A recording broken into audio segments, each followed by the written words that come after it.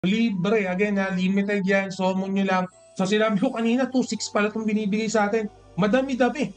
Okay, madami-dami tayong pwedeng makuwang NFT. Welcome back sa Book Gaming! So guys, for this episode, meron na tayong update para kay Binary X. Siguro yung mga gustong kumita dyan at walang NFT o hindi nakahabol sa giveaway natin ng NFT. Guys, for this content, makakakuha ulit kayo ng free NFT. At kung paano nyo makuha yung free NFT, huwag kayong mag-skip sa video guys kasi limited NFT yung bibigay ko sa inyo. So paunahan na lang kayo. Anyway, maganda naman yung update natin dito kay Binary X, and then yung mga earning potential nandito pa rin paano makikita sa platform na to. And syempre guys, again libreng NFT, huwag nyong palagpasin. Ito yung gagamitin nyo para magkaroon kayo ng earning para kay Binary X. At huwag natin patagalin, check natin yung content natin for today.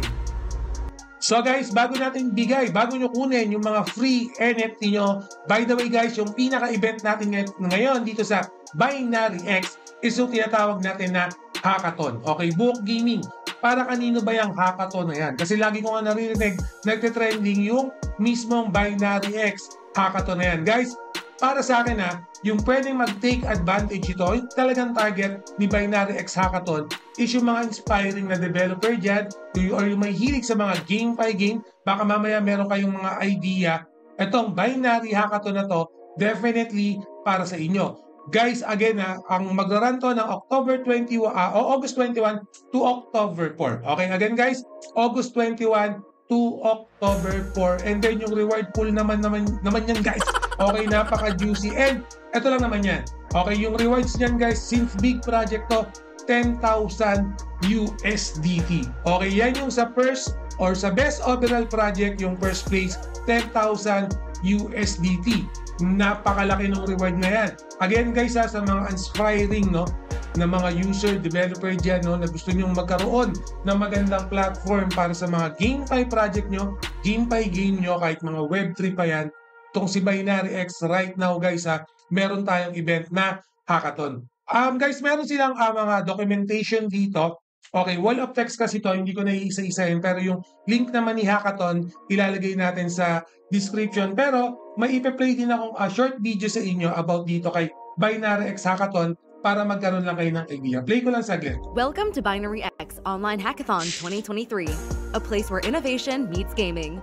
We're thrilled to announce a prize pool of over 20,000 USDT with an IGO opportunity, potential funding up to 500,000, and much more. So, why are we launching this event?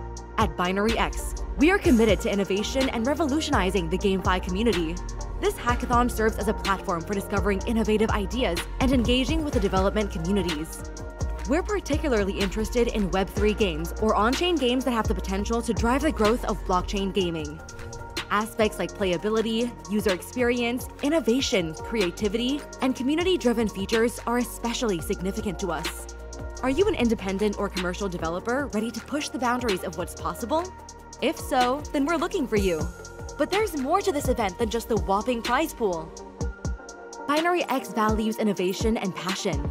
Qualified projects will have the potential to collaborate with Binary X, receive professional mentorship, incubation opportunities, and exclusive features on our social media platforms. So, are you prepared to change the game? Click the link below to join and discover more about this hackathon event. Show us your talent, creativity, and passion for GameFi. This is where GameFi ideas come to life.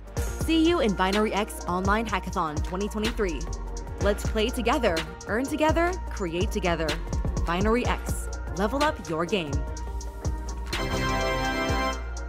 So again guys, ito yung timeline natin yung registration period natin August 21 to September 25. Yung submission period naman natin September 5 to September 25. Yung selection and judging naman is September 26 to October 3, and then winner project demo day prize giving ceremony, that will be October 4. So meron tayong team and hacker requirement guys. Again, kailangan meron kayong team size na at least 2. Okay, dalawa kayo sa isang team na gumagawa ng project nyo. Again, itong mga GameFi project, alam naman natin, yung mga developer, yung mga mismong nasa top tier, yan yung malakas kumita. So baka mamaya may idea kayo sa blockchain, sa GameFi, gamitin nyo na rito. Meron pa kayong earnings na makukuha.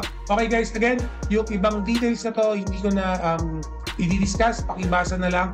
Anyway, details naman to, so kayo na lang bahalang magbasa. Yung link, ilalagay ko na lang sa description. Dito kayo pwede mag-submit ng build at pwede kayong mag-register. So ganun kadali lang para dito sa Binary Hackathon 2023 natin. And then for more details, yung Medium nila, okay, yung link din ito, ilalagay ko sa description later on. Okay, guys, again, bukod dyan, pag-usapan din natin itong tinatawag natin na Binary X CNFT. Book Gaming, ano ba yan? Guys, itong CNFT, okay, nalisto pa ako.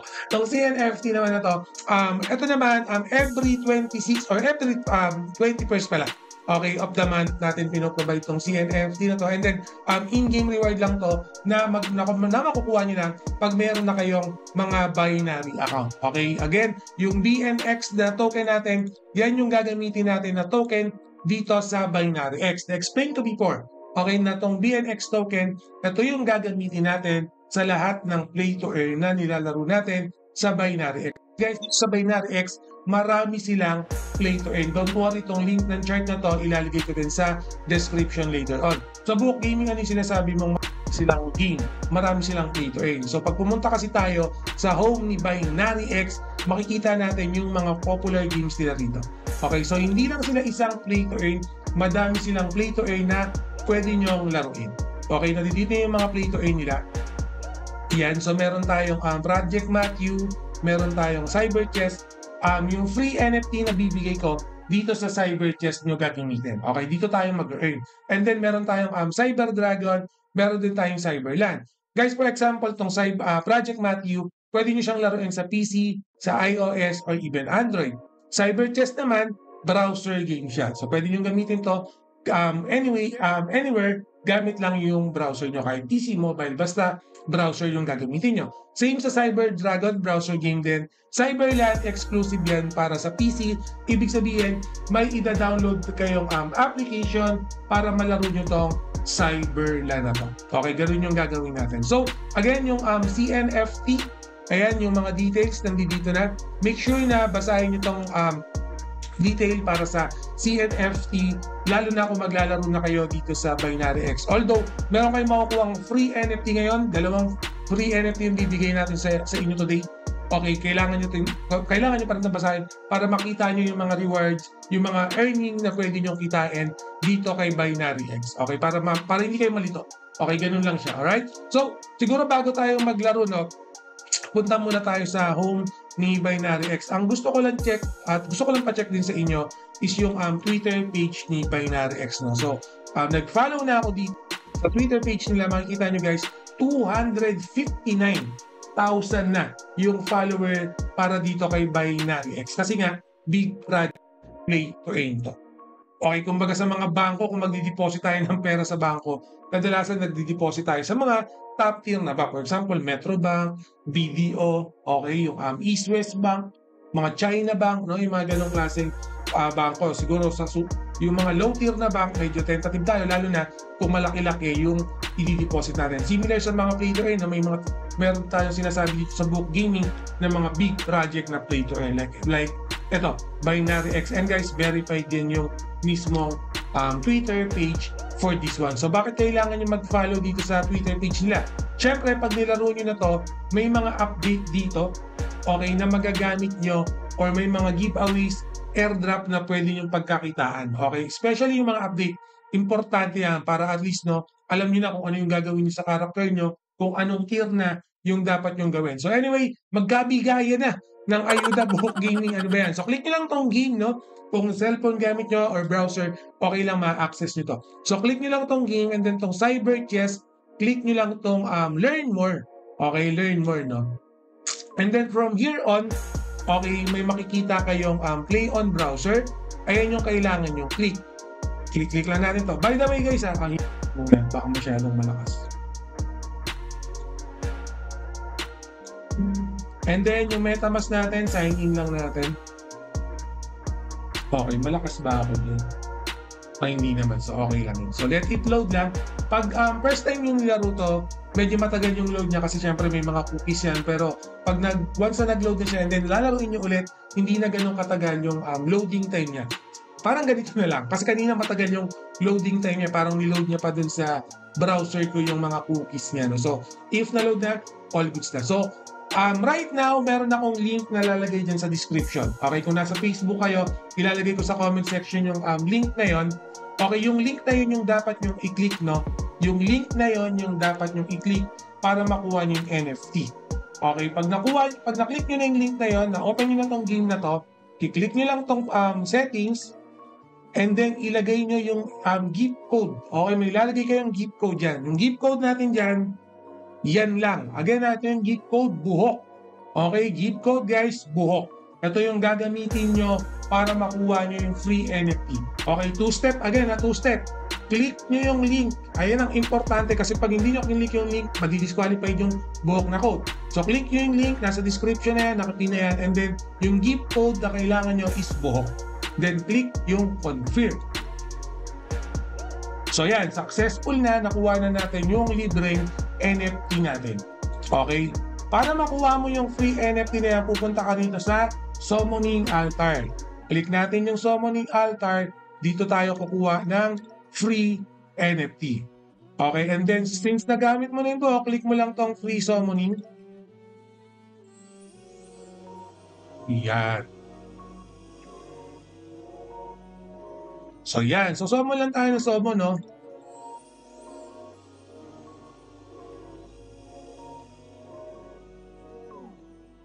Summon pa.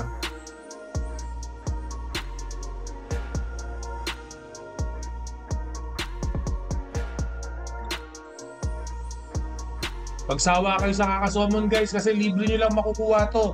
Libre. Again ha, limited yan. Summon nyo lang. So sinabi ko kanina, 2.6 pala itong binibigay sa atin. Madami-dami. Okay, madami-dami tayong pwedeng makuwang NFT, no? Yan. Sige, summon nyo lang yan. Guys, libre nyo makukuha to ha. Libre to. Summon ulit natin.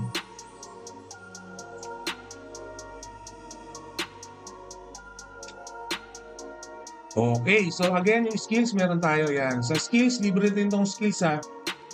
Libre nyo lang din makukuha tong skills. Itong mga skills naman, kailangan to ng mga characters natin. Okay, ito yung pinakagagamitin. Parang sa Axie, no? Ganyan yung gagamitin natin. So, check nyo lang guys ha. If, okay na magsusummon kayo for browser, double check yung internet connection nyo kasi minsan naglalag siya. No? Baka mamaya, pag nag-summon kayo, hindi lumabas, refresh nyo lang. Okay, kasi nangyayari, hindi siya lumalabas minsan. No? So, check natin yung collection natin. So, ito yung mga heroes natin, depende dun sa traits nila. No? So, yan, madami-dami pala. Okay, so guys, testing nyo kasi sa note ko, nakalagay is 2 free NFT pero 6 yung binigay. So check nyo sa inyo kung 6 din yung bibigay sa inyo. Okay, comment nyo kung 6 yung makukuha nyo na free NFT. 6 yung nakuha natin, 6 times ako nakapag-summon. So subukan nyo guys ha, kung 6 din yung makukuha nyo using my code. Okay, double check nyo yan. Okay, yung nasa note natin, 2, 6. So gamitin nyo na, baka mamaya baguhin. Gawing 2. So gamitin nyo na. I-code nyo na. Buhok Gaming, click the link below and then click nyo yung Buhok Gaming. Okay? And then, by the way, pag naglaro kayo ng chess, no, meron tayong arena, meron tayong rank, meron tayong match. Okay? Yung rank, definitely, kailangan mo munang mag-match game lang muna rito. No? Kasi sa rank, subukan lang muna natin kung ma-access natin. Medyo competitive na kasi dito sa rank. Siyempre, rank game yan, no? So, maglagay lang tayo ng mga NFT, all heroes lang muna na. So, yan. Click lang natin dito sa gilid to. Yan. So, ganyan lang yung pag-setup mo. Pero alam ko, 5 lang naman yung kailangan. Ayun, 5. Subukan natin. Pwede na.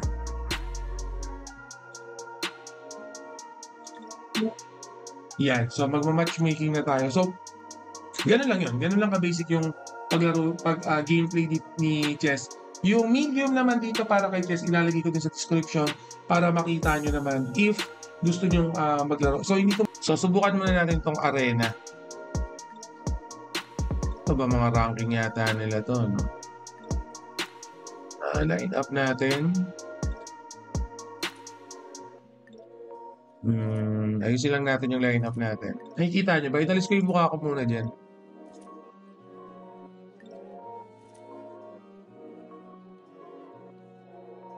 Sino pa ba? Meron na yan.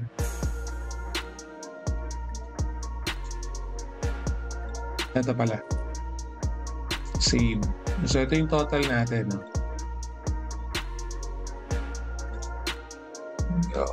So, try natin i-challenge to. Yan. So, gameplay muna tayo. So, arena yung pinili natin. So, guys, ito yung gameplay niya, no? Actually, idle naman to. Ibig sabihin, depende sa pag-aayos mo, no? Kung paano mo sinet up yung mga karakter mo, ganun sila maglalaro. So, for example, nilagay ko yung position sa ibang position, ganun yung magiging setup natin. Panalo tayo. So, win. So, isa pa. Laro pa tayo. So, for example, ibayin ulit natin yung lineup. Mix natin. Pwede ba ito? Yan. So, depende sa lineup, guys, kung paano mo siya or kung paano ka isi-set up nung laban na yan. So, importante yung lineup na yan. So, doon tayo magkakatalo sa lineup, no? So, challenge natin. Subukan natin ito.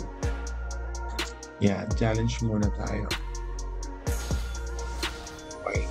So, madami tayong NFT na ginamit, no? 7 kasi nga free natin is 7 NFTs. No? So, basically lamang tayo dito, no? Yan. So, isa pa. Siguro sa next content ko, guys, mag-focus tayo sa gameplay, sa technique, sa strategy. Okay, para next time makita natin kung ano yung best way, no? For this particular lineup, no? So, challenge muna tayo. Yan. So, mas maganda talaga, no, kung nagle-level up yung NFTs natin, kung mataas yung, or kung madami din tayong NFT para ma-maximize natin. Kasi nga, feeling ko, pag konti yung NFT, mahihirapan tayo this for, kumbaga, sa laban na to. So, siguro, sa next content natin, i-full gameplay natin, focus tayo sa gameplay para makita natin kung ano ba yung mga advantage for this one. Okay, siguro yun yung mga kailangan natin pag-aralan. And then, syempre, nabigit natin lahat. Okay, pati yung mga daily reward natin dito, yung mga news, no? Siguro dyan tayo mag-focus sa next content natin. So, ayun guys, nakita nyo yung panibagong update natin kay Binary X. So, makikita natin, hindi lang for player, okay, kahit sa mga developer dyan, no, na gustong magkaroon ng magandang hype, gustong magkaroon ng magandang platform para sa mga GameFi project nyo, Web3 project nyo, double check itong Binary X. Don't worry, lahat ng link nyan, ilalagay ko sa description. Again guys, yung sa mga gusto ng free NFT, yung mga link niya nasa description na rin. Make sure na i-follow nyo na lang yung naging instruction natin para hindi nyo ma-miss out. Limited lang itong bibigay natin para sa inyo. Again guys, para sa inyo to. Huwag nyo nang i-miss out to. Again, yung link nasa description. Kung ma-share nyo itong YouTube content natin for today, I will really appreciate that para at least mas madami tayong ma-reach, no, dito sa Buhok Gaming Channel. Dahil ayun din yung gagamitin natin, no, para makapag-provide tayo ng panibagong quality content para sa mga subscribers, viewers natin. So, always remember, Buhok Gaming loves you all. See you again in my next video. Salamat!